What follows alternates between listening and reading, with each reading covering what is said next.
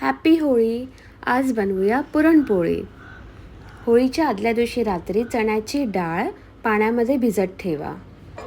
होळीच्या दिवशी पहाटे ही डाळ प्रेशर कुकरमध्ये घेऊन त्यामध्ये हळद, मीठ आणि तूप टाका आणि किमान दुप्पट पाणी घेऊन 2 ते 3 शिट्या करून घ्या.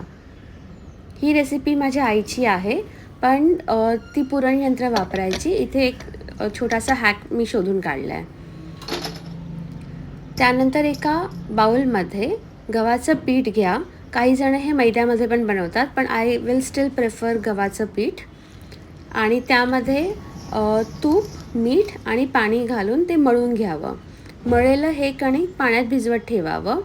त्यानंतर 5-10 मिनिटांनी ते बाहेर काढून त्याच्यामध्ये जरा जास्तच तेल टाकायचं आणि मग ते चांगलं मऊसर मळून घ्यायचं. त्यानंतर उकळलेली चणा डाळ आपण कुकरमधून काढावी आणि ती गाळणीने गाळून घ्यावी. पाणी साईडला करायचं आणि ही चणा डाळ एका कढईमध्ये गॅसवर कढई ठेवावी आणि त्याच्यावरती काढून घ्यावी. त्यानंतर किमान 1 कप गूळ या मिश्रणामध्ये टाकावा. काही जण साखरसुद्धा ॲड करतात यामध्ये. आणि हे मिश्रण नीट एकजीव करून घ्यावं. त्यामध्ये फ्लेवरसाठी आपण दालचिनी पावडर, वेलची पावडर, त्यानंतर सुंठ किंवा ड्राय जिंजर पावडर आणि जायफळ हलकंसं किसून टाकावं. हे मिश्रण तोपर्यंत ढवळत राहावं जोपर्यंत आपल्याला हे घट्ट दाटसर नाही वाटत आहे. त्यातला पाण्याचा अंश पूर्णपणे निघून जायला पाहिजे.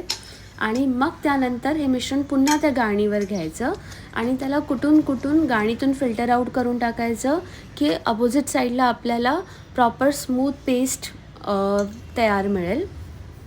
त्याच्यानंतर हे आपलं पुरण रेडी झालं.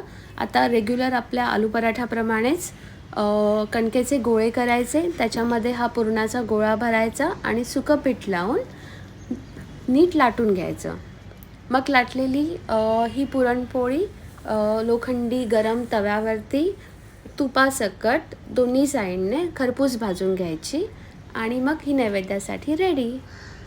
पुरणपोळीमध्ये गहू आणि हरभऱ्याचा समप्रमाणात उपयोग होतो. यांची कापणीसुद्धा होळीच्या दिवसांमध्ये केली जाते. आणि ताज्या या कापणी केलेल्या पिकांचा नैवेद्य पुरणपोळीच्या स्वरूपात हंगामात विधीपूर्वक देवाला अर्पण केला जातो. Happy Holy.